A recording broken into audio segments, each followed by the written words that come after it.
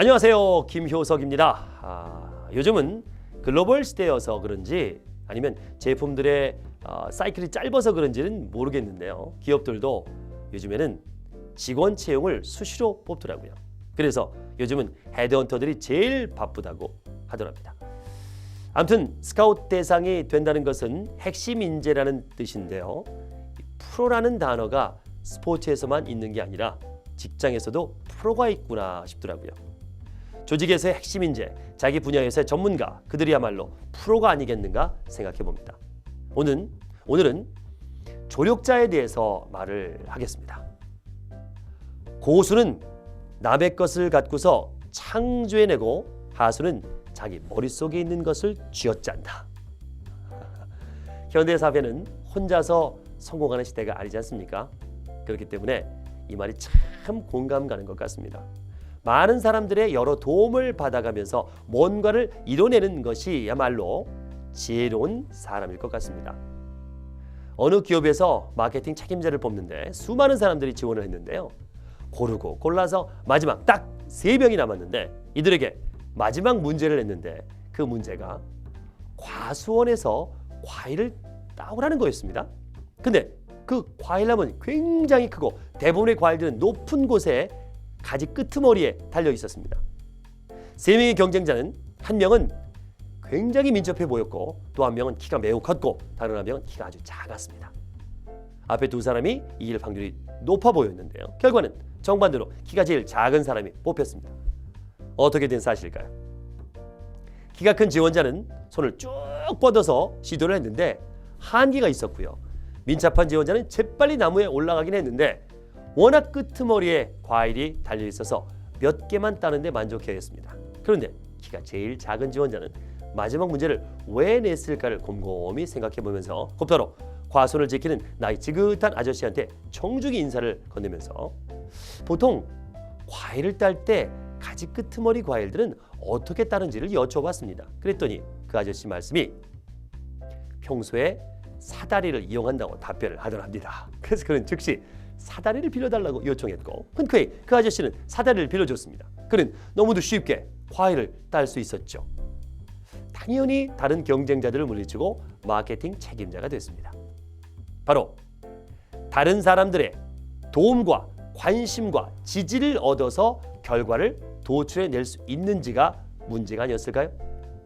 무슨 일이든지 정직하고 성실하게 묵묵히 일을 하면 성공할 수 있겠죠. 하지만 그 일을 쉽게 하기 위해서는 많은 조력자의 도움을 받으면 훨씬 수월하게 할 수 있습니다. 제가 아는 아주 큰 부자가 한 분이 계시는데요. 그분은 돈을 너무나 쉽게 번다고 하시더라고요. 그래서 물어봤죠. 어떻게 일을 하시길래 그렇게 쉽게 버시냐고요. 그분은 자기가 관심 가는 부분을, 그러니까 자기가 고민하고 있는 것들을 남들한테 얘기를 한다는 겁니다. 그러니까 거의 대부분의 일들을 소문을 내서 전문가가 나타나거나 그 부분을 잘 아는 다른 사람의 도움을 얻어서 일들을 처리한다는 겁니다. 이해하기는 어려웠지만 어렴풋이나마 이해가 됐습니다. 일들을 하다 보면 어떨 때는 막막해지는 순간이 있습니다. 더 이상 진도도 나가지 않고요.